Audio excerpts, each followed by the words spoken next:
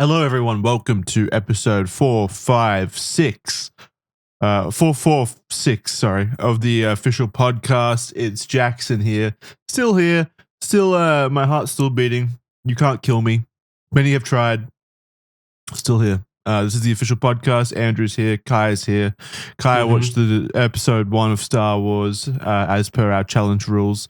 I watched an isekai. The vending machine one, forgot its name. I died and got reincarnated as a vending machine in a dungeon, and today we're going to talk about that as well as other stuff. Probably, but you know, yeah.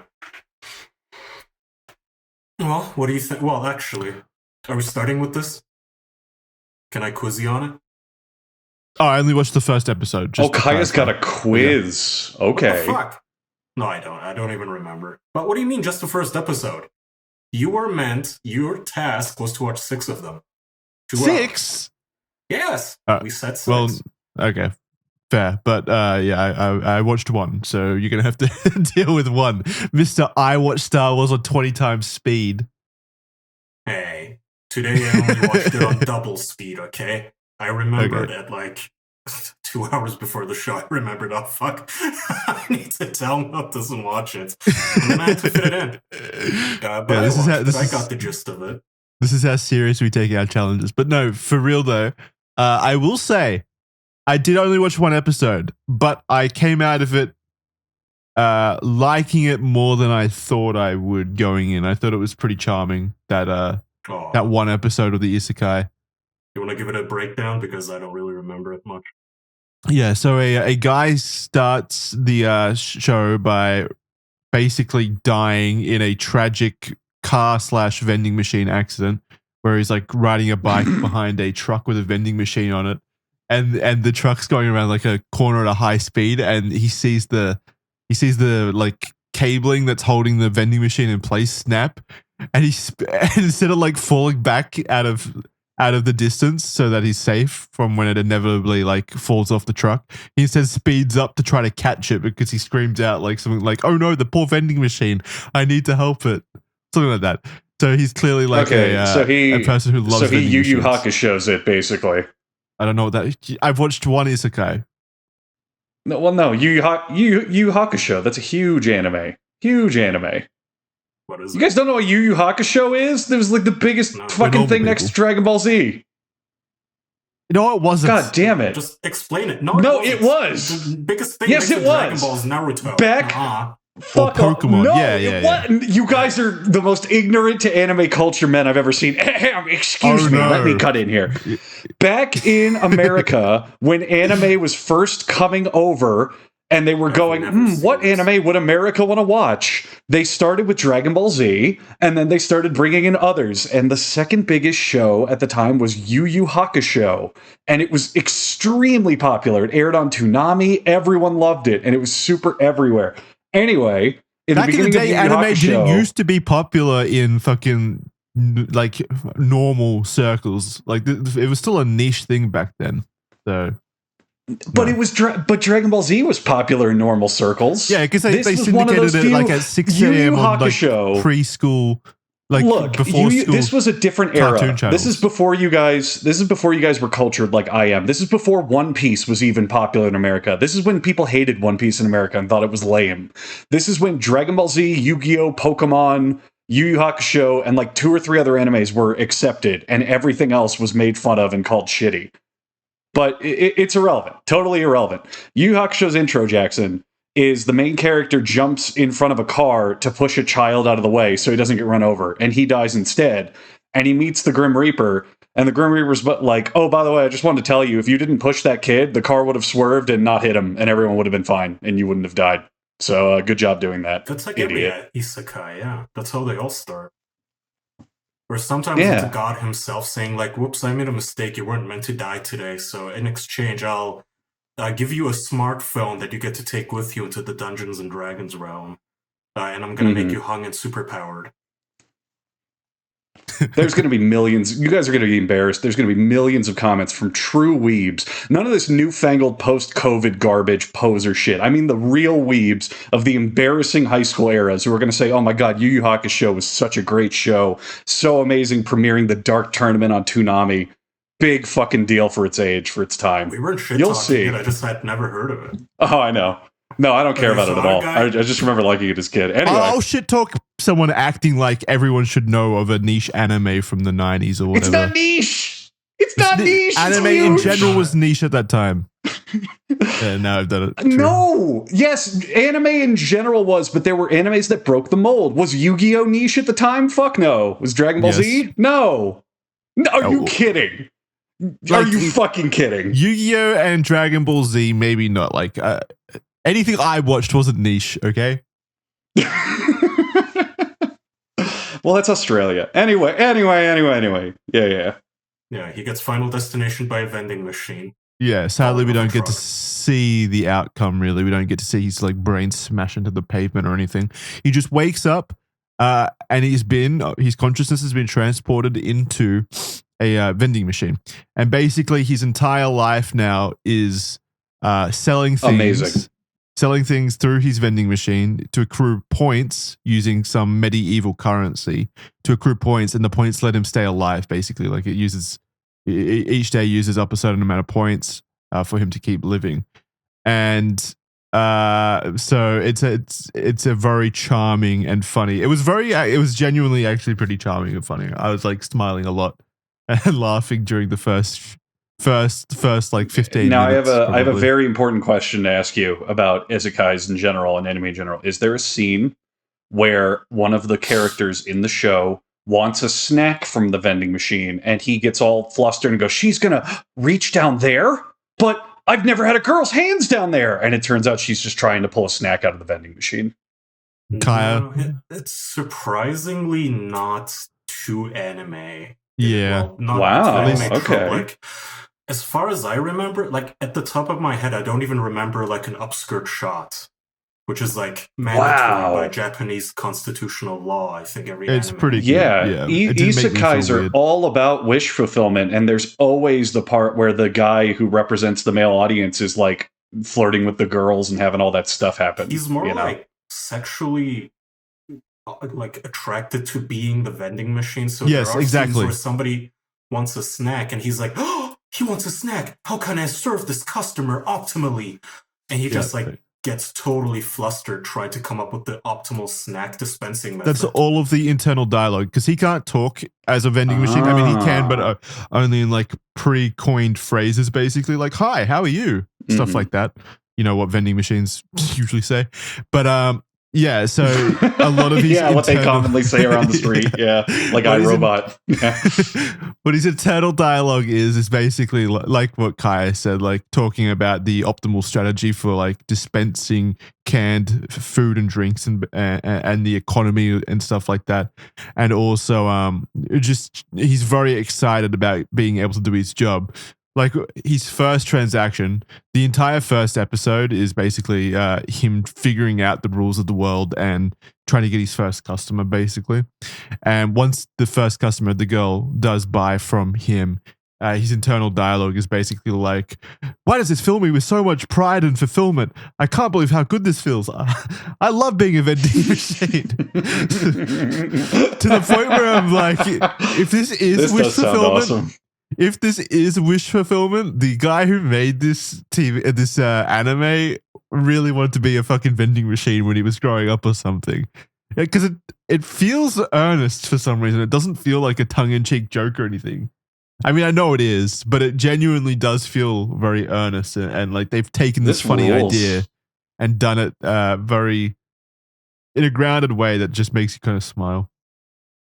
Yeah, I just remembered actually when I first watched this, we talked about this on the show, but there's one episode where that girl, Jackson, she gets like kidnapped or something, I forget, or maybe it was another girl, I don't remember, but a bunch of bandits are holding him, the vending machine, and the girl hostage, and they're about to sexually harass the girl. Oh, man. And in an effort to save her from sexual harassment, he turns into a smut magazine vending machine, and he dispenses porn to distract the bandits. Wouldn't that make them hornier? I feel like I said that last time, but wouldn't that just make them? How would that stop it? Maybe. Well, they just react like teenage boys would. They just grab the magazines and they're like, I need 5 minutes in the bushes with this. And they just run away and leave the girl alone. So it works. That's a very Japanese humor trope where pornography is like the ultimate distraction device. If I may cut in with the regular Andrew Hideo Kojima corner, if I may. In most Metal Gear Solid games, you can find pornography magazines, and if you put them on the floor, the guards will drop everything they're doing and stare at them and just be like, "Ooh, wow!" and completely ignore everything you're doing. It's a Japanese humor thing. Visionary. Yeah, that makes sense. If you're like a 14-year-old guard, I guess, or like 14-year-old bandits, and you're like, oh, Playboy, ha! I'm just surprised. Yeah. I'm just surprised. What's funny is in Metal Gear Solid 4, I think they actually did get the Playboy sponsorship, and you can read them as well in first-person mode, and when you do, Snake just goes, ooh, yeah. It's pretty good. It's good stuff. I wonder how close Hideo Kojima was to including naked pictures of himself in there. He wanted to include naked women, but they kind of had to censor it.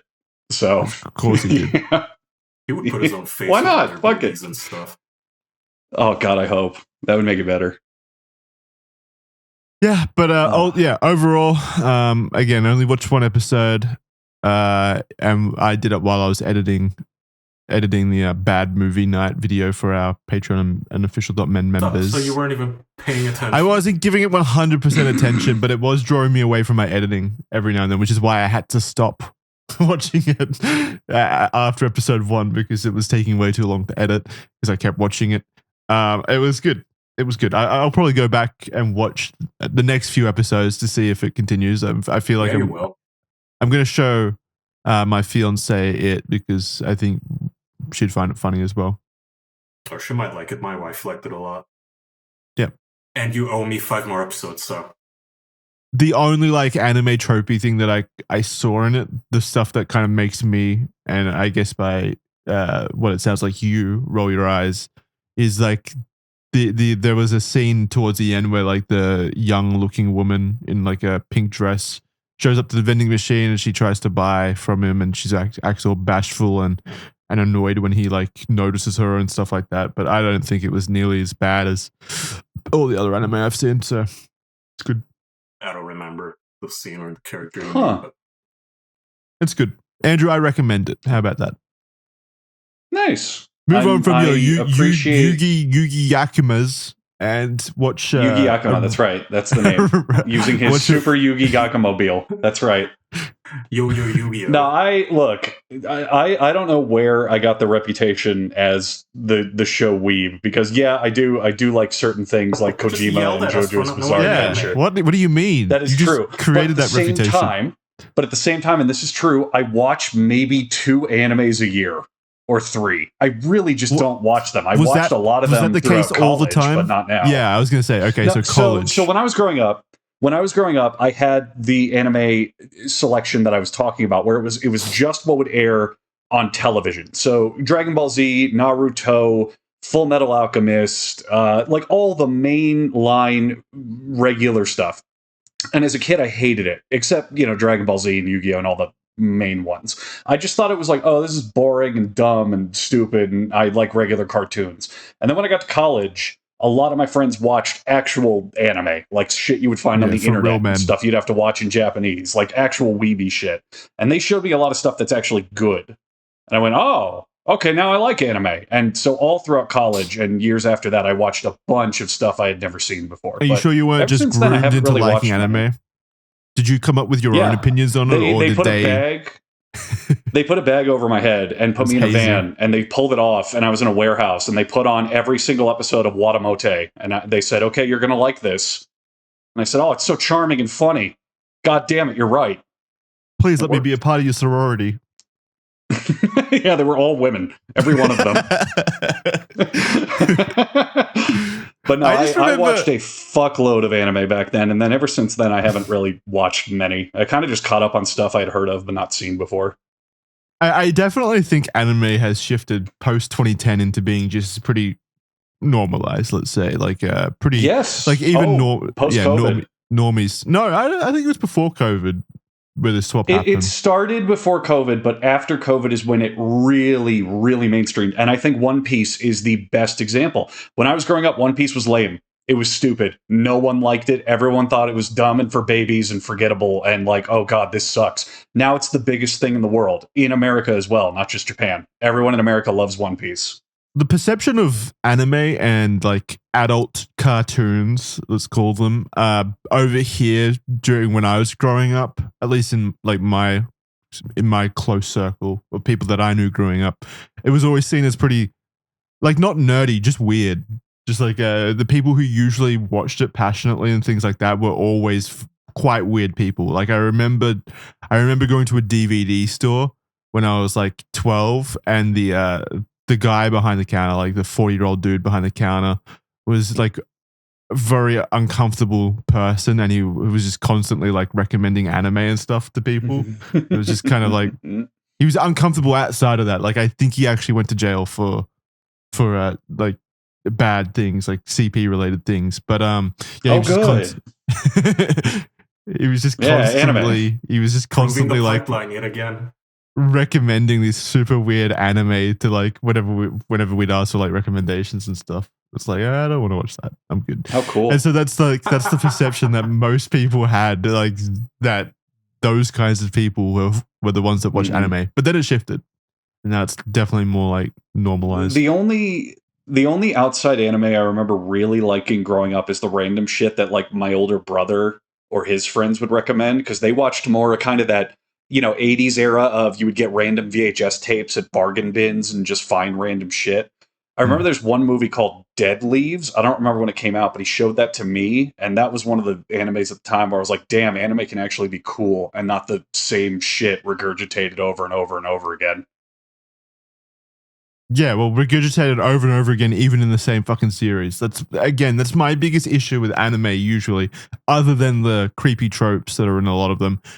Just outside of that, my biggest annoyance is it feels like a lot of the time they're just repeating the same thing in each episode ad nauseum just to make up time a lot of the time. Yeah. And they are, to save on animation budgets. Back in that time era with the older stuff, they didn't have the biggest budget, so they would often just do what they could to reuse animation they already had and fill it, These days, with how anime's blown up, they have the budgets. They make a show and they go all the fuck out, but back then they didn't. Yeah. All right, so Kai is showing us a picture right now of myself as a vending machine. Mm-hmm. And after the episode, I gotta say, it doesn't seem like too bad of a life. You've got purpose. He has like superpowers too. So in his internal video game UI, he can like summon a shield and heal himself. Well, he needs to. In the first day, he's like gang attacked by a bunch of walking frogmen. Goblins. Yeah, like orcs or whatever they were. They were frogmen. They attack him and dent him a bunch, and he's like, "Can I offer you a chocolate bar?" But they're not having any of it. Yeah, no, they don't want that. See, we need to see the spin-off where it's more realistic, where he's put in the basement of a hospital and most people forget he's even there, and he spends all of his days in a dark room alone with no one to talk to. Well, he starts in a random field, like just a random like. Who puts a vending machine in a field? Yeah, I know. Well, it's medieval for some reason as well. Who has a okay? Fine. Oh yeah, that's like half the joke. They teleport him into a Dungeons and Dragons realm where all the inhabitants are like, why does this magic box just give us food? How come there's like food coming out of this? And then he like dispenses water bottles, and they like start chewing on the water bottle. Like, how do I get the water out of this? They rationalize it as actually being magic. Like they think he's some magic artifact, which is kind of cute. Well, if it's not plugged in anywhere and it's operating, it genuinely is magic. Yeah. I mean, he spawned a barrier that like protected himself from the goblin attack. No, vending machines can do that. You just haven't seen it. Dude, imagine if vending machines could do that. Like some homeless person's like bashing into a vending machine and it just fucking explodes him or something. That'd be crazy. Anyway, I'm glad that you enjoyed it, Jackson. Sounds like you had a good time. My challenge was fun this week. Yep. It's your turn. Okay, well, Jackson made me watch, where is it? Star Wars Episode 1, what is it called? The Phantom Menace? The Phantom Menace, yeah. After episode 2 for some reason. Yeah, Out of Order, which now a lot more makes sense, actually. Now I kind of understand why Princess Amygdala has like 2 names. She's Queen... Amygdala. Princess Amygdala was not one of her 2 names. And we talked about that on the last episode. I thought it was 2 different characters because she just switches her name. Yeah, and well, episode 1 reveals why. That's on purpose. It's her disguise. So she is the queen, but once in a while she also disguises herself as one of her maidens, like the assistants. So when she's in assistant mode, she goes by Padme, and she's like, "Oh, the queen isn't in right now." And then she'll like shuffle off into the background and put on her little makeup, and then she's the games the wealthy play. It's all a game to them.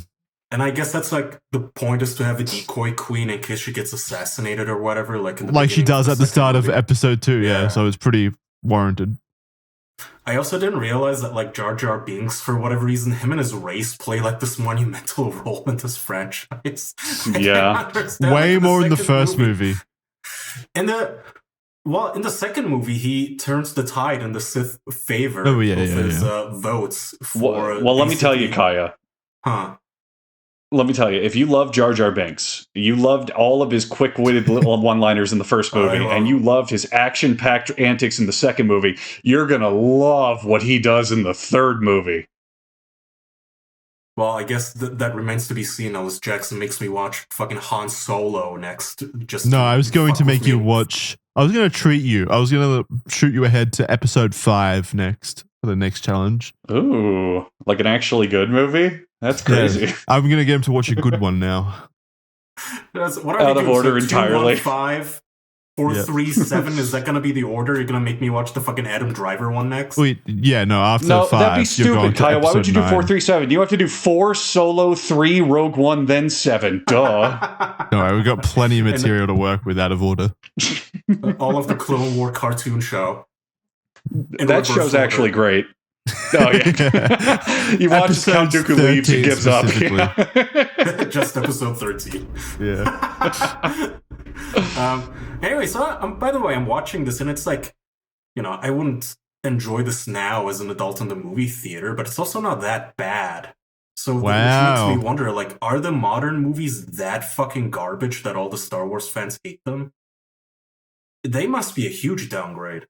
I think the reason the prequels got so much shit thrown up against them is because they were so drastically different from the original trilogy, which is what everyone loves, obviously. And there was like a 20-year break. Like cartoony and childish. Yeah, more childish, more heavy emphasis on like the world building and all the politics of Star Wars. There's a lot of apologeticism as well, because when the original trilogy came out, it was the original trilogy, and then the prequels came out, and absolutely everybody hated it. Everyone only said bad things. These movies are fucking dog shit. Then the sequels came out, and everyone said, well, the prequels are still dog shit, but they have heart and vision and George Lucas actually caring, whereas the sequels are just Disney money grubbing. So in recent years, people treat the prequels a lot more favorably than they did when they came out, because they're like, at least it's not Disney slop, on top of that, like, as a lot of the people... Sorry. I was going to say, a lot of the people that love the prequels now are people that grew up with the prequels as well. Like, I was a kid when the prequels came out. Let's not mince words. The prequels are bad movies. They are not good movies. They are fucking boring and convoluted and only have standout scenes. The rest of the movies are boring dog shit. Again, I would argue that episode 3 may be the best movie ever made, but I do agree with you that episode 1 and 2 are bad. Yes. No, 1 is a boring slog except for some okay fights. 2, again, we just watched it last week. I don't remember a single thing about 2. It's the most forgettable thing ever. 2 is cartoonishly bad. It's just 2 is just a fucking mess, and you don't even need to watch 2. 3, I will credit you. 3 has some pretty okay parts. Like, it's not awful. It's fine. 3 is fine. Don't worry, you're never going to watch it, Kaya. I mean, the thing is, though, having watched these 2 movies since, again, I remember nothing from having seen these originally, but they're not, like, offensively bad. Like, I wasn't getting angry that you were making me watch these at any point. Like, I'm watching this and it's, corny schlock. I don't know if like all the isekai has somehow like made my skin thicker and taught me patience for bad things, but no, it's really not terrible, that bad. whereas They're not that bad. Yeah, whereas I distinctly it's remember just... the modern sequels, whichever one I gave a shot, I had to turn it off. I was that fucking bored. Yeah, the modern sequels are not any better, but it's just a tonal shift for people who are invested in the franchise. You know, it's like, Kaya, you love Mad Max Fury Road. Yeah. You know, imagine they say, oh, we're making new Mad Max, and they're prequels to how Mad Max got the way it was. And for literally half of the movie, Mad Max is an office worker comparing expense reports and account documents. You know, it's like, who cares? Who gives a shit? This is not interesting. It's not. Okay. It's not like the classic hero's journey or whatever that like the original trilogy was. Something like just like a swashbuckling adventure. Right, and that's and we can even see it on screen right now in episode 1. That's the problem with the prequels. There are so many scenes of people just talking about the world. It's back and forth. Let's just talk about it. Nothing's really happening. We're just going to stand here and talk about shit. And it happens in all the less so in 3, which is why 3 is better. Just like zany 3D characters, like world building. Look at all the aliens. Look at all the funny, wacky characters that we came up with. Look at this. Yeah, and I like that. I like that as a kid. I like, and who loved the Star Wars world. I was completely fine with it. Like I said last episode, I think this is perfect for the target audience, which is, I assume, like the age range is like Anakin's age here. The boy in the movie here, who's like, what, 10? Yeah, that would have been my age. Or whatever he's supposed to be. That's like perfect. Yeah, perfect future drunk drivers, yeah.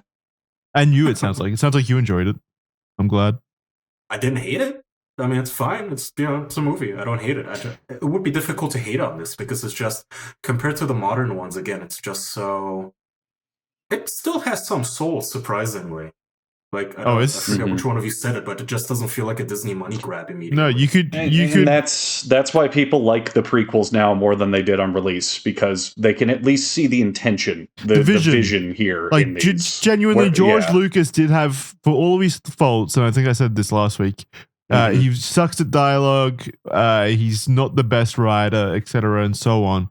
But he did have a creative vision. He's fat and stupid. He's got a dumb beard. No one likes him. But anyway, continue, Jackson. He did have a vision, and he executed to the best of his ability that vision. And I don't think you could like dismiss the fact that he didn't try, because he clearly did. Meanwhile, the sequel trilogy is just full of moments that you could tell boardroom directors sat around and said, okay, and the epic line that Rey will say here is this, and we'll market that, and we'll put that on a hoodie, and a demographic of girls ages 6 to 13 will love it and buy it at Disney Springs in Orlando, Florida. And that's what all the sequels feel like. It's just nothing but shit made by a machine to make Star Wars keep happening. It's so bad. And it just kind of like breaks all of the rules of Star Wars, just at a fundamental level, those sequels. Like I remember the point in episode 9, and it had already been ruined from like episode 8 and stuff, but episode 9 where they're in the Millennium Falcon and they're literally like hyperspace jumping constantly, like within seconds, into different planets' atmospheres and things like that, which is just not something that happens in Star Wars ever. But now they suddenly just can. Like they're just jumping over and over again while they're running away from TIE fighters who are chasing them through hyperspace and jumping as well. And it was just so dumb. It was so fucking dumb. Jackson, you're the expert in here, but you can correct me on the details of this. But I saw episode 8 in theaters with some friends, and at the beginning I was like, okay, this is interesting, this is neat. And I remember the exact moment I hated it is when they said, oh, we're going to kill Princess Leia. Just kidding. We're not. She's okay. When Jesus floated? The worst... Jesus floats out of nowhere for no reason. And I bet they wish they killed her just then, given she literally died in real life. She should have. She should have died. It would have been much better for the story and much more interesting. And it would have severed Kylo Ren's ties to the good side and really made him a better villain. But anyway, the moment I like felt like leaving and just despised what I was watching and knew no one thought about it, it was all to sell product and movie, is when, so the First Legion, the big evil empire, are at a rebel base on a sand planet. And they've got like a doom weapon. It's like a big laser. It's like a big cannon. Wait, that was right at the end. So you stopped watching at the end. No, I'm saying the moment I just wanted to like just leave and not even stick around for the ending. So they have this giant laser on a sand planet, and they're going to fire it at a rebel base. And they're like, we're going to fire this laser at that rebel base. Fuck those guys. So Finn, the former stormtrooper, teams up with a group of rebels. And he goes, all right, we need the suicide mission to distract them and take that blast so that the rebels can escape. And it looks like a good end to Finn's arc because he was a bad guy. He had a moral conscience. He joined the rebels. And then at the end of this movie, he's going to sacrifice himself to truly redeem the bad things he did as a stormtrooper. Yeah, that's great. Hero. And what happens is a brand new character to the movie rams her ship into his and crashes him into the sand. So he doesn't complete his mission to stop the laser. And he goes, why did you do that? Why? And she goes, because we have to protect the people we love. And as soon as she says that, the giant laser fires and kills probably hundreds of rebels. Because she didn't love them, I guess. It is the stupidest writing I've seen in a long time. She said something like, we're only going to live... we're only gonna like win through love, not violence, or some dumb fucking bullshit. It's hogwash. It's nonsense. It's just pandering, and it's comedic timing. The instant she's like, "I saved you because I love you," they fire the laser and kill God knows how many rebels, which I guess were not worthy of her love and deserve to die. What's also funny is the shit. Like, so he's driving towards that laser cannon.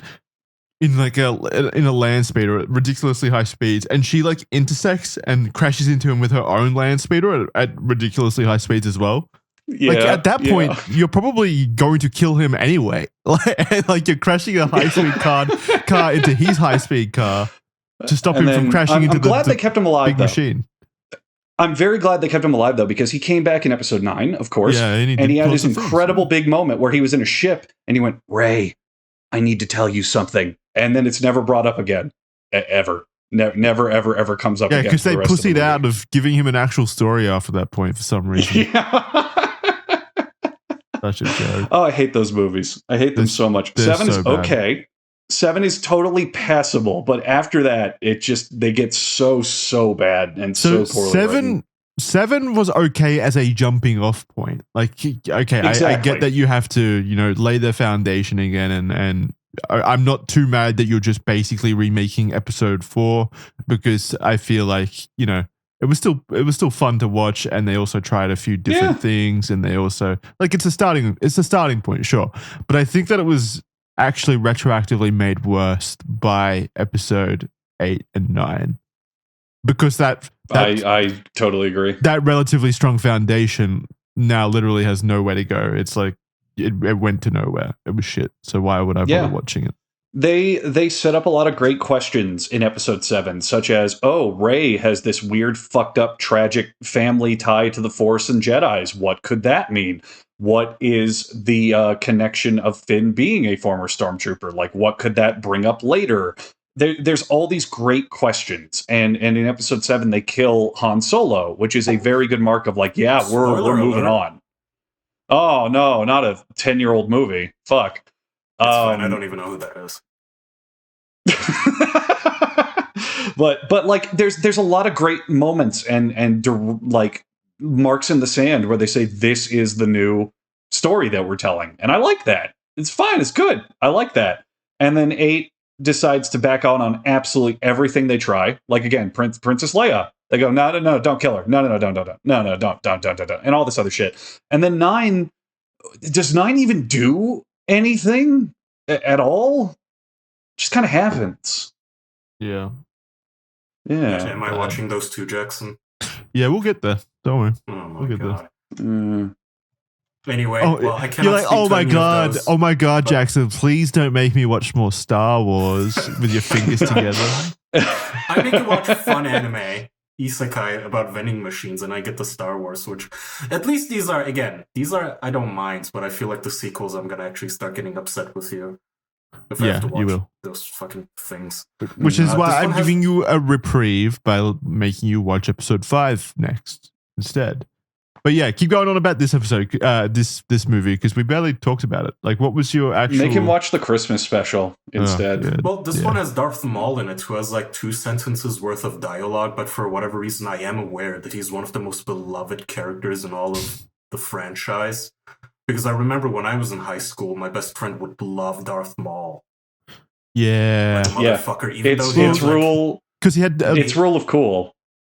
He does look pretty cool, to be fair, yeah. He's like... Also, the dual-sided lightsaber. Screen, yeah. Well, no, it's 100% rule of cool. He's the same as Boba Fett. Boba Fett has like barely any screen time in the original movies, but everyone loves Boba Fett, even though he barely does anything. Darth Maul's the same shit. He's in half of one movie, but everyone loves him because he's just so cool. Because he's cool and he's got a dual lightsaber. Cool.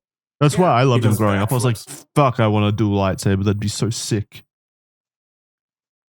So yeah, he's on screen for 5 minutes. He dies immediately after killing Qui-Gon or Konging or whatever that guy's name is right there on screen. King Kong, yeah. King Kong falls off the Empire building because of the Force, yeah. Liam Neeson. So Liam Neeson croaks, and then the other guy, his Padawan, his apprentice, takes his green lightsaber and kills Darth Maul. One of the weird things is like the Jedi are played up to be this like super... Everybody reveres them and fears them, and they're notorious and respected and scary and super powerful. But also they're like, I can't do anything about this. It's outside of my jurisdiction. Wherever they go.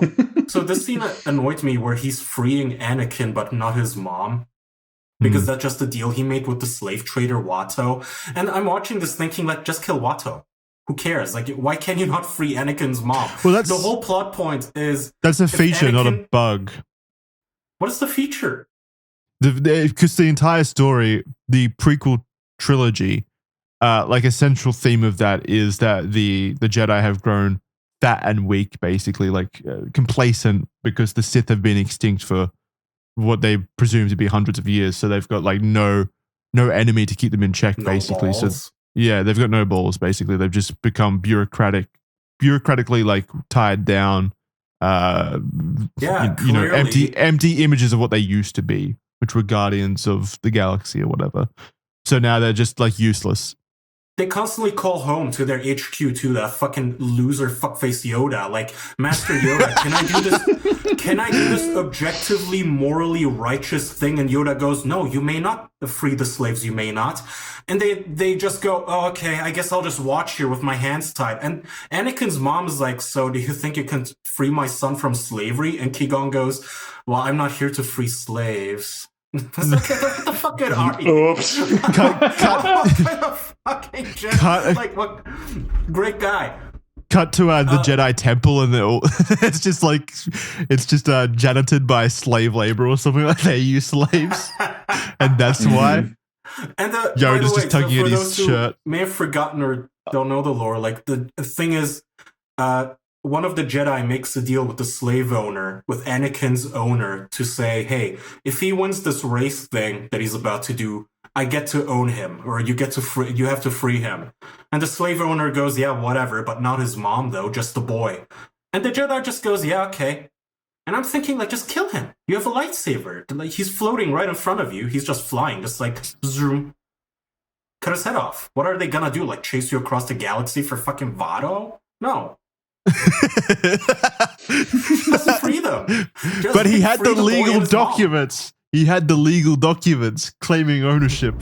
Who gives a fuck? He's a bizarre trader on a sand planet. It's like, you are a Jedi. Just kill the fuck. So frustrating. By the way, he could have prevented Anakin's entire descent into the dark side if he just freed his fucking mom right there, instead of letting her remain a slave and be sold into sex slavery to the sand monkeys in the desert who are like with the sticks, that then Anakin had to slaughter all of them. Like, this is such a stupid fucking lack of moral judgment on his behalf, on Qui-Gon's behalf. But slavery is legal on that planet. Why the prequels suck dick, Kaya, because in the original series, the Jedi are mysterious and they're outside of everything, and you don't fully understand them. But the prequels come along and go, let's explain each and every single facet of how these things work. And as soon as they do, half of it makes no fucking sense. Everything since then as well. If they were, like, operating outside the law, like, your law doesn't apply to me, I'm a Jedi, bitch, right? Like, I have special rights given to me by the Republic's king. I get to do whatever. I'm judge, jury, and executioner. But instead, they go to a local fucking, like, sand town, and he's like, oh, geez, I have to abide by the laws. I can't do what's morally right. Watto, well, he'll sue me. What the fuck? Qui-Gon has to show up in court in a suit with his little Jedi suit. Yeah. Yeah, like what the fuck? Like, you're not wearing a body cam. Just kill the fuck. It's fine. He has to hand in his Jedi badge. Anyway, that I found silly. Like, it's kind of contradictory to make them out to be these badasses outside of the, like, not outside, but like above the law. Like, they're the last force that the Republic will send to mend the situation, but also, my hands are constantly tied. I can't do anything. Well, they're peacekeepers. They're meant to be peacekeepers, and sometimes peace is leaving slaves in slavery. I guess I don't know what Qui-Gon was on about. Listen, I did the numbers, and if I free your mom, it would make a lot of people upset. But if she stays a slave, no one's going to really complain. So it's fine. It's fine. Oh, and at some point, he's like, okay, he's talking to the slave trader for like spaceship parts or something. And he's like, okay, well, I have like 2,000 Republic gold or whatever he says. And the flying rat says, I don't accept that. You have to pay me some other way. And he goes, oh, geez, okay, I'll go and scrounge together the money, I suppose. It's like, what kind of fucking Space Force are you? Like, do you not have a bank account in every currency? Like, what is this? It's so odd that, like, this supposed badass force just gets absolutely gridlocked by local jurisdiction or local laws. And some, again, low-level, like, drug dealer who just doesn't want to deal with them. What the fuck? Qui-Gon could have made it happen now that I'm thinking about it. Like, there had to be a solution to this. He just didn't feel like it. He just didn't feel like freeing. He didn't want to do his job. He's a bad cop. He tries to do the Jedi mind trick on Watto, and Watto goes, "It doesn't work on me." And Qui-Gon just goes, oh, "Okay, what the fuck? I'll leave." Really? That's it? That's what it took. All it takes to take down the Jedi, I guess. Like, I'm looking at the Jedi HQ right now. Just send Watto in there. He could out-gamble all of them. It seems like it. But what are they gonna do? They're not allowed to touch him. I like how they give Yoda and all the other tiny aliens their own little tiny chairs instead of everyone sitting in the same chairs. It's very cute. Yeah, like a little baby booster seat. Yeah, they give him a little booster seat. Yeah. Yeah. All right. Sucks. So, Kaya, what did you think of the pod racing, though? Pretty cool, huh? I skipped it. Oh! How could you skip the pod racing? Oh. I'm sorry. Missed. Oh, man. I was like, okay, I get it, and I like hit the right arrow key on my VLC. That's where all the lore was in that pod racing scene. Lore, I get it. The kid beats them all. I get it. It's a feel good like story. I understand. He wins the race. Hey, the sand people show up in that though. They should start shooting at him halfway through the race. Wow. Well, they deserve what came to them later, I suppose. Yeah. And then he hops in a fighter pilot and he goes, I'm going to use all my pod racer training to win this battle, which all of it amounts to him looking at a panel and going, I'll try spinning. That's a good trick. And then he accidentally throws his ship into fucking hyperspin and can't do anything. It's a great movie. The giant fucking war at the end at Naboo between the Gungans and which no one cares about because all it has is Jar Jar acting like a fucking moron in front of the droids. Yeah, did you like that? Oh my god, that too. It's so much comedic relief with Jar Jar. I mean, I guess if that wasn't part of the original movies, I kind of get why people would be upset by the tonal shift. Yeah, it was getting there towards the end, like episode 6 of the Ewoks. I would say is getting kind of close, not to the same degree as episode 1, but it was starting to like head 6 is kind of rough. I rewatched 6 not that long ago, and it's honestly kind of rough. A lot of it's not good. Yeah, I agree. Yeah. Oh well. The story makes more sense now that I've seen the first movie after the second one. So thank you, Jackson. Do you have any questions? No, but like besides, why don't the Jedi just do more? That's well, they're shackled by bureaucratic overhead. Yeah, and I guess, like, I don't even know what their issue is. Again, like, Qigong or whatever this other guy's name is, they go to the council, the Jedi HQ, and they're like, hey, we found this boy who's more powerful than all of us combined. Should we train him?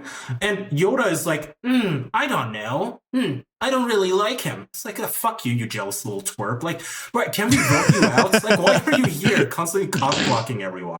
And And pull the camera out, because now you see the contradiction of the prequels. It wants to be much more in-depth and more, like, lore-heavy, but if the audience is children, that's the worst goddamn idea you could ever have. Who wants to sit down with their 7-year-old son, and he leans over and goes, "Dad, why don't the Jedi beat him up?" And you have to go, "Because they're shackled by democracy, son." Like, it sucks. It's shit. Who are these movies for? They're too complicated for kids, and they're too boring for the adults. That's all there is to it. They suck. It wasn't complicated for kids. I want you to find any child who watched this. It's more like if you were watching John Wick and he gets pulled over by a traffic cop and he obliges. Just says, "Oh, okay, I guess I get a ticket and I have to go to jail now." Like, you're John Wick. But you're underselling it. You're underselling it. Not only does that happen in John Wick, but there's a 20-minute scene where John Wick and the cops sit at the traffic stop, and he goes, "Did you know that you violated Section 718 of the highway laws?" And John Wick goes, "I was operating by the old code of conduct. Could you refresh my memory which statutes are applying here?" And that's half the movie. That's episode 1. It's nothing but dudes sitting around talking about politics and trade agreements. Who cares? Who actually fucking cares? And people say that it's barely about sitting around talking about trade Jackson, agreements. we have been watching this on 2 times speed, and I swear to fuck the last 30 minutes have been dudes sitting in rooms talking to each other. It is a lot of talking, but not about trade agreements. No, not about trade agreements. It's more frustrating than that. Like, we are right now actually watching the scene I just mentioned where they're trying to convince this green little fuck that, hey, the most powerful child in the galaxy, can we train him? And he's like, I don't know. He's a bit old for me. Huh? I think he said something like, "He's a bit old for me." Like, he's a bit old for the Jedi Order, basically, by this point. Ew. Not to my island he will come. Yeah, what the hell? No, that's the excuse they use. He's too old. He's already formed attachments and stuff, I'm pretty sure. Oh, fuck off. To his mom. Shut up. If only there was something we could do about that situation where he's not bitter about his mom. To be fair, he does in the second movie start executing people because of his attachments. His mom is a slave. Because of his attachments. Yeah, that's the point. Like, they're meant to be the people who become Jedi are meant to be taken at childbirth once they're detected to be force sensitive. Which is also stupid. Which is also stupid and self-contradictory, because in episode 4, when Obi-Wan shows up, he spends half the movie going, "Your father was a great guy. I loved him very much. We had a great friendship and he meant a lot to me." That's the exact opposite of what this movie's trying to say. Yeah, but he was also... The rules are out at that point. To each other. Yeah, exactly. It makes no sense. You're not meant to, though. You're not meant to in the Jedi Order. You're not meant to. Okay, but they do. So they expect these dudes. Yeah, they do. They expect these dudes to travel the galaxy together on top secret, high risk, trust bonding fucking missions, and never once grow to care about the other person they're working with. No, one of my favorite pieces of lore is that was it Kaede Mundi, one of the Jedi? Did you just call my name? What? Kaede Mundi. Or Mundi, I can't remember. I think it's Mundi. Rapper name? Kaya, did you eat a Mundi? Kaede Mundi. Anyway, there's a Jedi who basically just fucks a lot. That's his whole thing. But he doesn't form attachment with them. He's just got a harem of women he fucks. And they make it a point to say, well, fucking's allowed in the Jedi code. You just can't have attachment to the women that you fuck. So he's just fucks a bunch of women but doesn't get married or anything like that, and that's that entire story. So if they're not allowed to have attachment, so Obi-Wan shows up in episode 4 and he's like, "Luke, your dad was the best. I loved him. He was a great friend. We trained together. God, I wish he was here." Andrew, remember at this point the Jedi Order is dead. The Jedi, whatever rules you're going to say, it's dead. But then later in the same trilogies, he talks to Luke as a Force ghost because he's attached to Luke and cares. And then later on in the prequels, they come over as Force ghosts. And Yoda has a vision to talk to Luke when he's an old man because he cares. Yeah, so, but like I said, everything. What do you mean they don't form attachments? Every Jedi throughout this entire series shows that they have attachments. It's against the Jedi code. So none of them do what they're supposed to do at all. Too, though. It's okay. So in Yoda's ideal world, Anakin would have found out that they gang raped his mom to death, and he would have just been like, "Oh, I'm okay with this." Okay. Well, good for you, sand people. Oh, I don't form attachments. I don't care. Yeah. Okay, Yoda, fuck you. The entire idea is that like the Jedi are they're meant to be powerful. They're like these people who have superhuman powers, superpowers basically with the Force and stuff. They're not meant to let emotions cloud their judgment, and they're not meant to act irrationally because it would be a misuse of their powers. So without attachment, it makes them less susceptible to becoming very emotional, like Anakin did. And after episode 3, the Jedi Order is dead, so that entire code goes out the window, which is why Obi-Wan is like pretty fine with that at the end. But then the entire code explicitly doesn't go out the window, because in episode 8, Luke Skywalker's like, the sacred texts, and he spends the entire movie caring about old books. Yeah, but then it gets zapped by a Yoda who's like, no, they're just materials. Star Wars so much. It's so stupid. Oh, fuck. I prefer an asshole throughout this entire thing. I don't like him. You love him in episode 5. He's much. See, and now we're back to the original concept, which is when the Jedi are mysterious. Yeah, they're great. When you don't know about them, when you don't know how they work, what's going on, what powers they have, etc., they are a fantastic idea. Episode 4, Obi-Wan shows up and goes, "Hey, Luke, you heard your parents died, and you hate being a fucking sand farming slave. Why don't you hang out with me, and I'll show you I can mind trick people and move shit with my brain and use a laser sword." Oh, I'm dead now. Well, you get to do that. Bye. And then in episode 5, he crashes on a planet, and Yoda's like, I'm like the big Jedi. I trained all the others. Let me make you a super Jedi, and I can show you what you can really fucking do. That's great. That's like kung fu coming of age superhero shit. That's good story writing. But then the prequels, they try to go, well, here's how the powers work. They have midichlorians in their blood, and if they have too much, well, it doesn't work. But if they don't have enough, they can't tell that they're there. They're allowed to free some slaves, but not all of them, but they can have sex as long as they don't care about this. It's like, who fucking cares? None of this is important. Someone in chat just reminded me, the reason why Coyote Mundi is allowed to fuck is because his race is dying out and going extinct, so they give him a special exemption to He's attached to his race. Fails the Jedi attached to his race. Yeah. Done. Well, yeah. Well, no, I think they wanted... Cool, shouldn't be attached, shouldn't care. Extinct? Yeah. Yeah, shouldn't care. I don't know. I guess the Jedi Order doesn't believe in natural selection or anything. They want to... Or it doesn't make any fucking sense, and it was clearly made up on the fly by an old director who had his peak in the 80s. Sex? Doesn't that risk attachments? Why not artificial insemination? Just come in a jar. Yeah, exactly right. It makes no sense. Technology doesn't exist. I mean, if you nitpick Star Wars, you're going to come up with a lot of things. Yeah, I noticed that. I don't know. There's like I don't know if it's like there is a Goldilocks zone, I assume, if we're in an age where you can watch this and not care. But as a child, you would think, why doesn't the Jedi just kill him? And as an adult, I also think, why doesn't the Jedi just kill him? Well, hey, Jackson. Okay, so you obviously have that question naturally, but at the same time, I just don't care because Jedi do flips. Hey, Jackson, I have a question. Naturally. I have a question. If there's only ever supposed to be 2 Sith, a master and an apprentice, what happens if they both get hit by like a space car and die? Well, yeah, then the Sith Order dies out. Forever? Well, until someone else takes up the mantle, yeah. So there's not ever only 2. There could be millions around the galaxy just taking it up whenever they feel like it. How many Jedi are there anyway, by the way? I noticed that like in Yoda's HQ, there's like maybe 5 of them. Right? There's Samuel L. Jackson, there's Yoda, there's some long-necked giraffe alien. There's meant to be thousands at that point in time. Well, you don't really see them. Well, okay, then they're not as rare as I was made to believe, I suppose. Yeah. Well, 1,000 in a galaxy full of trillions is still pretty rare, but yeah. Also, their job is pointless. If there's trillions and trillions of beings in this galaxy, what the fuck is 1,000 rent-a-cops going to do for anything?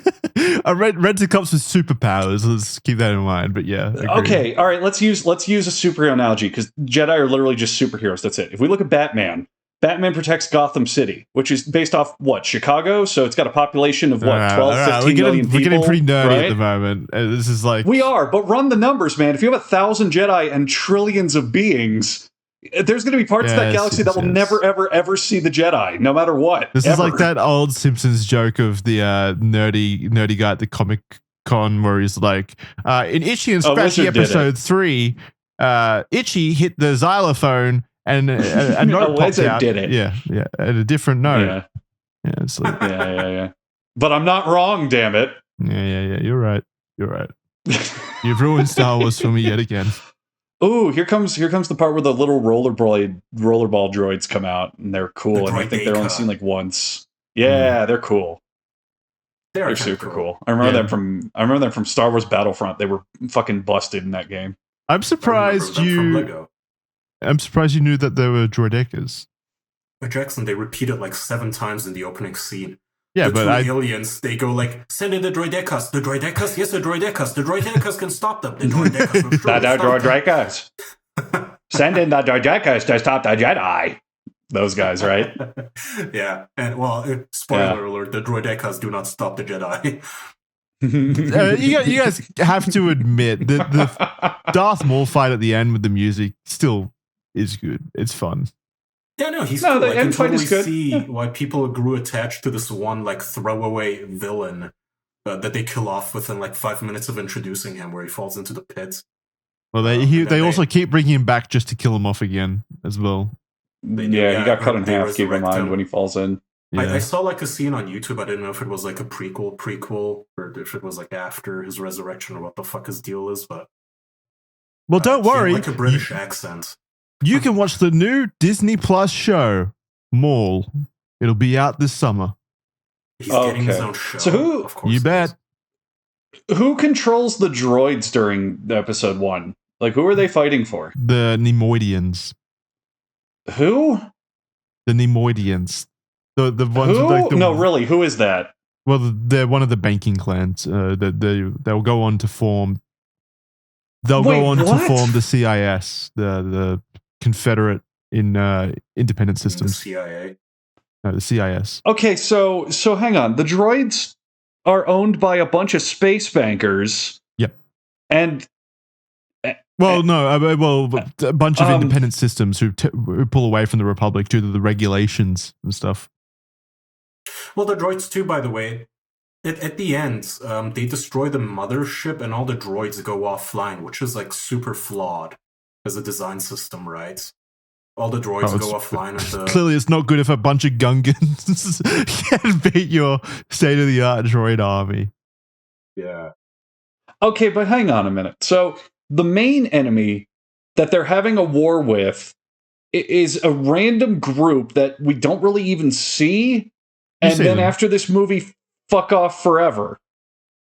After this movie, so the Neimoidians, as well as a bunch of other systems, in combination with Palpatine, Emperor Palpatine, kind of form this new political party, let's call it, where they pull away from the Republic and start basically fighting them in rebellion, open rebellion, due to the legislation and the regulations that Emperor Palpatine himself created, because he wants a galaxy in active combat against itself, so that he can, wipe out the Jedi Order and take power and form the Empire. Can you repeat that slower? I'm writing it down to explain to my 6-year-old nephew. You see them. It's all explained. George Lucas thought of everything. I don't know what you want me to say. You could call it boring and stuff, but it's in the movies and stuff. It's just, how do you take such an iconic franchise with memorable characters and designs, and then when you reboot it, you make 2/3 of the characters forgettable nonsense? Like, who the fuck cares about the Neimoidians? Me. Okay, one person in Australia. I mean, come on. Yes. The entire Star Wars success was banked on me enjoying it, and no one else did. I'm not alone. I believe it. I want to see my fellow Neimoidian fans in the comments right now with their Neimoidian. So here's what we have to do. We have to even the playing field here. I have hot cold man and die hard man and piss shit man from the incredible Hideo Kojima Celebrity Bathing Simulator, and you have the Neimoidians and the arbitrary Sith rules and all this shit. Kaya, we need to find a franchise that you like That's dumb. just That's embarrassing, stupid nonsense. I mean, it's kind of Mad Max, isn't it? No, Mad Max is amazing. Don't say that. John Wick's getting there, but you've already jumped out of it, kind of. I feel. What? How have I jumped out of John Wick? You're just not a real fan. Because I don't watch the dog shit spin-offs. Yeah, I have no interest. But when John Wick 5 comes out, I'm gonna watch that. Will it be with Keanu? I should hope so. But I don't think Kaya has anything. He's got nothing in this regard. Kaya's just too cool. God damn it. Cool. Too cool and handsome. Too cool. I literally recommended you the vending machine anime, Chronicles of Riddick for Kaya. That could work. So cool. They cool. ruined Riddick. With that, well, they didn't even ruin it, actually. That movie is still kind of fun because it has fight scenes and shit. Triple X. Nah. All right. The Xbox game was really good back in the day. Yeah, it was fucking fire. So good. Escape from Butcher Bay. Yeah. Yeah, I played that. That was good.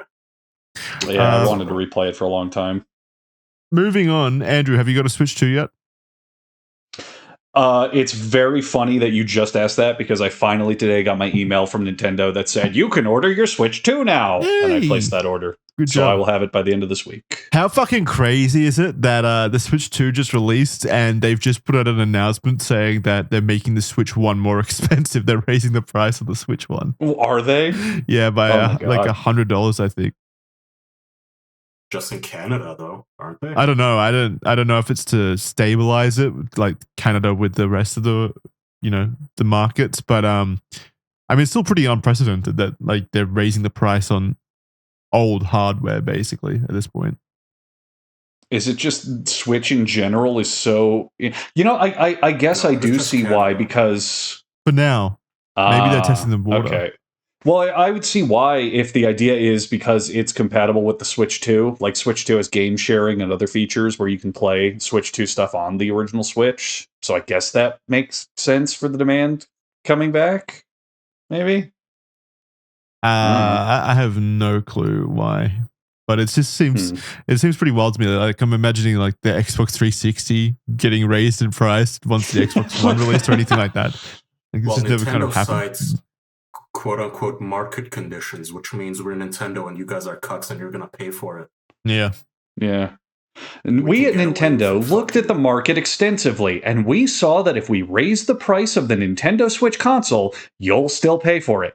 The Nintendo Switch, now available for $499. You'll pay it, you fucking slaves, is basically what Mr. Nintendo is saying. I don't know why. What are you going to do? They chose what are you going to do? Buy an Xbox? Mario doing the ahego face, with his tongue out and eyes crossed. He's like the customer. He's getting fucked. And he likes it. The Switch 2, though, now that I've had obviously a few weeks with it, I really like it. It's good. It's a good console. It's more iterative than revolutionary or anything of that sort, and the screen is still. I much would have preferred an OLED screen. Like the screen on the Switch OLED feels and looks a lot better. But overall, the system itself is so much nicer. It feels like a well-made machine. Like I actually like holding it and stuff as opposed to the old Switch, which felt a bit like cheap to me. And on top of that, no games apart from Mario Kart World, which is a good game. Don't get me wrong, but there's no like real system sellers on it at the moment. But I have been playing the Zelda games at 60 frames in beautiful quality, and I've put a lot of hours into it. Way too many hours, honestly. Yeah, we mentioned that last episode. I'd get it just for that, honestly. I'm grabbing it just because who knows when I'll get another opportunity to get one. And obviously Donkey Kong is coming, and I want that. And dude, it looks so good. Currently for me, it's literally just going to be a play Mario Kart with my friends machine, which I'm okay with for now. I don't mind waiting for more but I may as well buy it. Did you like Breath of the Wild and Tears of the Kingdom, Andrew? We talked about I loved Breath of the Wild. We talked about it last episode, but to sum it up, I loved Breath of the Wild and then started Tears of the Kingdom and just had an immense feeling of, God, I do not want to play Breath of the Wild again right now, so I just never played more than a couple hours. Might be a good idea now that you've put a bit of time in between. Switch to Tears of the Kingdom. Yeah, it's a good excuse now that it runs well. Definitely, for sure. But Bonanza, the new Donkey Kong game, also looks fucking incredible. I think it looks fucking awesome. It's made by the same people who made Odyssey, so with that team. So very excited about that. Look, it's Mario Odyssey, except instead of possessing things, you punch the shit out of them. Yeah, and that sounds pretty good to me, to be honest. It's pretty interesting. I'm interested to see what they do with the level design there, because how do you kind of like make interesting puzzles if you can literally break everything? Well, see, that's a great thing that they did with Tears of the Kingdom, because it was, how do you make interesting puzzles if you can just build your way out of everything? Yeah. So, Jackson, I'm going to tip your cap a little bit. I think we just got to let that old Nintendo magic do its work. It is actually incredible. It is actually incredible how they have these insane design ideas and then they actually execute on them so consistently. Yeah, it's fucking Nintendo. This is the reason they get to unzip and piss in everyone's faces, and everybody just takes it. Because, and I open my mouth. Yeah, because every couple of years they whip out their cock and they're like, "Check this out, Mario Odyssey, Donkey Kong Bonanza." Why'd you put him in your pants? We've had this discussion. We've had this discussion dozens and dozens of times, but the one point of it always stays true. I don't give a fuck what their business practice is or what the market is or what they're doing. Their games work. They come out on time, and probably 9 out of 10 times, they're good and fun to play, and people like them. That's all it takes. That's all you have to do to be better than the competition. Well, I mean, I think I read that's this. It. Did we talk the about only the fact that, the only people making Nintendo games are unfortunately Nintendo. If some other people could start making Nintendo games, that'd be sick. There's some indie devs who come close, but those are much more narrow experiences. Whereas Nintendo, like you pop in some indie platformers inspired by Mario Odyssey or whatnot, you're going to get maybe 20, 30 hours, whereas Mario Odyssey 100%, you're going to get God knows how many hours in comparison, and it's never going to stop being fun the entire time. Nintendo is like how they talk about old like rock stars and musicians who are like tortured artists and they're total assholes behind the scenes, but they're just so good at what they do that they get to get away with it. Basically, people just let them be assholes in life. That's who Nintendo is. They just make good games and they get away with shit. Yeah, with breaking people's consoles for inserting the wrong cartridge at the wrong moment. There is all sorts of celebrities out there that are horrible, horrible people, and no one likes them, but their artwork is so good that people don't care. Chris Brown is an incredibly prolific musician who everyone loves, and women fawn after him. And he's also a confirmed domestic abuser with no remorse. So just like do Nintendo. It that way you will. Yeah. Yeah. Plenty of examples like that. It's funny to see the statistics, like the Switch 2 outsold every handheld console ever released within like 3 days. It outsold the Steam Deck within like a day. Immediately. Yeah. Get fucked, Valve, I guess. Like, good lord. Yeah. You didn't the see Steam Deck is good. I think it literally had the largest and most like successful console launch of all of them in history. It's insane. I think it sold 5 million in like 2 days. Yeah. Fucking crazy. Well, oh man, I'm watching. So I've never seen this gameplay. I've never seen this gameplay breakdown before. And I'm now seeing they're putting country characters in the game. And now I'm just even more hyped. God damn it. I can't wait for the soundtrack. Donkey Kong soundtracks always slap. Oh, yeah. You right. Yeah, it genuinely looks good. Like, I never cared about Donkey Kong, but I'm gonna try this. It's not about the characters. Like, I don't give a fuck about Mario. I don't give a fuck about Peach. I don't give a fuck about Link. It's the games. The games are the main draw. Like, I don't care about Donkey Kong. I've never cared about Donkey Kong. Shigeru Miyamoto. Sorry, go ahead. Somebody in chat mentions that Nintendo bricked someone's console because they had named their account Twink Link. And I guess Nintendo's I'm surprised they don't love that. Fuck you. Apparently they called the support hotline, which said, and they said that the person on the support hotline laughed at the name Twink Link, but then said that they can't help and that the user should just return the console back to Best Buy or wherever they got it. Which is like such a dick advice. I did read. Oh man, we'll just sell it to the next person bricked. Man, they would. I just fucking remember the story that I read around the launch that made my heart break for this random person. They posted on Reddit about how you know how when you're like you get a new system and you like can transfer all of your data over from your original console over to the new console. So from Switch, and Switch 2 has that where you could transfer all of your data from the Switch 1 by connecting it to your Switch 2 and transferring over all of your data. And they did that and they lost 15 years worth of Pokemon data. They lost their 15-year long save in Pokemon and all of their Pokemon and everything. How? Why? I guess it just the transfer didn't work or something. It deleted it from the Switch 1 and then also didn't make it over to the Switch 2. Oh man. My heart broke for that person. That's so sad. God, I just hate this always online shit where like I didn't even know that like why would you scan people's private like offline profile names? Who gives a shit? If somebody is named Twink Link, like why does the word twink even get flagged? Yeah, I thought it was a positive thing. I thought people loved it. Weird. Insult. Like if it was like a slur, okay, fine, I get it. You gotta protect the franchise, I guess. But like Twink isn't even a. It's not even like a. Plus, Link is like he of the time. I thought he's just universally seen as a twink. Yeah.